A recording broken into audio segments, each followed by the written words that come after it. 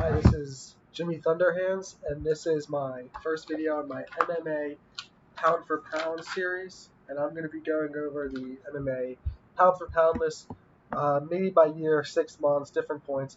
This is the first list, and this is all the people on this list, 1 through 10. Shamrock, Funaki, Takahashi, Suzuki, Fuke, Rutten, Yanagisawa, Inagaki, Vernon White, and Weingeroff were all on the first Pancrase card. So this list is like if we're going to go see Pancrase won on September 21st, 1993, and you wanted to have an idea who was going to fight and where they rank, pound for pound. And so all the fighters on this list had some type of martial arts experience, were wrestlers, amateur, or boxers. All right, let's get right into the list. Number 1, we have Ken Shamrock, and also number 2 is Funaki. They kind of go together because they're both a little bit above the rest at the time. Okay, Ken Shamrock was a large, powerful man. He was 215 to 225 pounds, about 100 keys. He's about 185 centimeters. He qualified for states in wrestling in high school. He also played football at a junior college, and perhaps he played some semi-pro.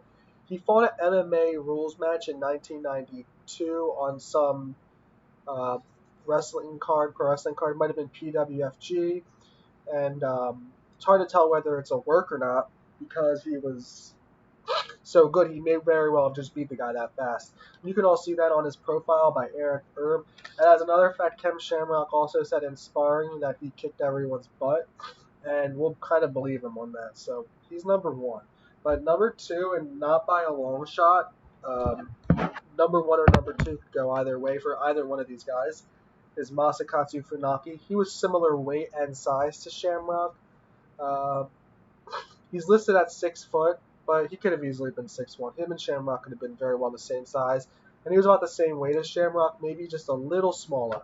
And he was regarded by all his peers at this time as a technical genius, kind of, like I said, one of those guys a little above the rest. And he was the true founder of Pancrase, along with Minoru Suzuki. Like he was the actual owner, I believe, him and Suzuki. And he personally taught, to some degree, every man on this list, almost every man on this list, maybe everyone, I don't know exactly, but Ken Shamrock even says that this about Funaki. I learned the most from him. He took time and worked with me and other boys and took me under his wing to bring me along. Okay, and that's in Overlooked Origins of Mixed Martial Arts by Todd Martin. Okay, so, and they had a similar sentiment about him at the time, that he was this great fighter. Number 3, Kazuo Takahashi. He was 5'10 or 5'11, not as developed as taller, I don't think, as Shamrock or Funaki, but he was still tall, man, big guy, 215 pounds, a little shorter, but that made him a little stockier. And it said that in high school he was a state wrestling champion in Japan. He also went on to wrestle in college, in university in Japan. He graduated from college, so we know he was a pretty good wrestler to earn himself a scholarship, which even Ken Shamrock could not do. He also trained in karate as a child, so that gave him a little bit of punching and kicking ability. He came from pro wrestling with the rest of the guys, Shamrock, Funaki, and Suzuki. He was known as a talented and powerful wrestler from his pro wrestling days. He had good stamina. He was kind of like an aggressive. They called him Yoshiki the Cannibal, so that should tell you what they thought about this man. And he was probably mauling and beating the crap out of everyone else outside of this list in sparring. Number 4 is Minoru Suzuki, the second founder of Pancrase alongside Masakatsu Funaki. Suzuki was a little smaller, and he was probably the most talented pro shoot-style wrestler on this list.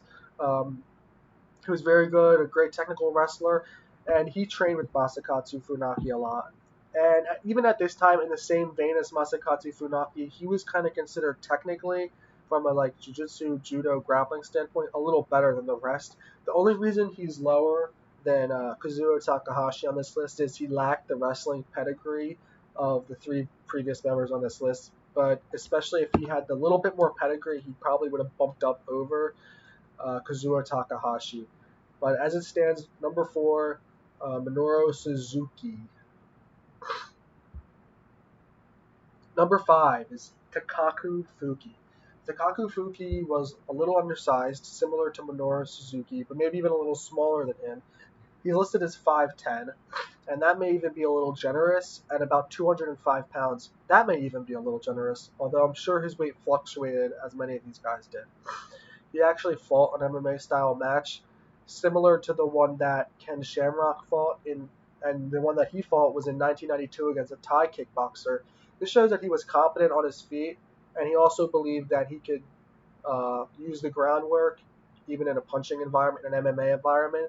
He was also competent on the ground. And this is the important thing about Takaku Fuke, that he was a better wrestler than everyone below him on this list.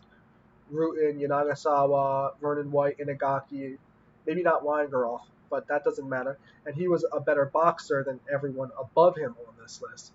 Okay? So Suzuki, Takahashi could beat them in boxing but not wrestling, and everyone below him, he could beat them in wrestling but not boxing. He had a gritty street fighting style to him. He mixed his punches well, and if people were smaller, he would have definitely shined a little bit more, which is why he lands himself at number 5, pound for pound, at this time. Number 6 and 7 are the two boxers. Ryushi Yanagisawa was the largest and the most powerful man on the roster, okay? He was 6'3", listed 191 centimeters at about 240 pounds at this time. He may have even been a little closer to 6'4". He may have even been a little closer to 6'5". Who knows? He is a large man, clearly. He was supposedly the super heavyweight champion of Japan kickboxing at this time. He very well may have knocked one guy out and no one else in the whole country wanted to fight him. It wouldn't be hard to be, that wouldn't be out of the question. He came from wrestling with Masakatsu and Minoru. He was not as competent or pedigreed as the people above him on this list as a wrestler. All 1 through 5 are better wrestlers than him, but he was also a better boxer than everyone 1 through 5, including Takaku Fuke and Kazuo Takahashi, who were the best boxers above him on this list. Number 7 is obviously the great Bas Rutten. He was 6'1", 205 to 215 pounds, may have even been closer to 6'2". He wasn't a small man. He wasn't a large man. He was just a heavyweight, right? He was 14-2 as a pro kickboxer in the Netherlands at this point, and I don't know if he was a European champion, but Netherlands is a tough kickboxing country, so 14-2 at this time isn't bad, okay? The story goes that he was spotted by Suzuki and Funaki while training for rings, so we know that he had some grappling ability by this fact. And this also goes to show you that Pancrase at this time was kind of a power rankings for MMA at this time and to come, because they only put good people on this card. He was still kind of unknown. He would have been higher switch with Ryushi, but he was slightly less scary than Ryushi, giving up between 25 and 30 pounds to him. It is said that El Guapo likes to dance, referring to Bas Rutten by his moniker El Guapo. Number 8 and number 9 are similar. We have Katsuomi Inagaki and Vernon White. They fall much in the same category. Both have good physiques and were decent grapplers based on their previous worked matches, and they were kind of known as having a little bit of punching and kicking skills.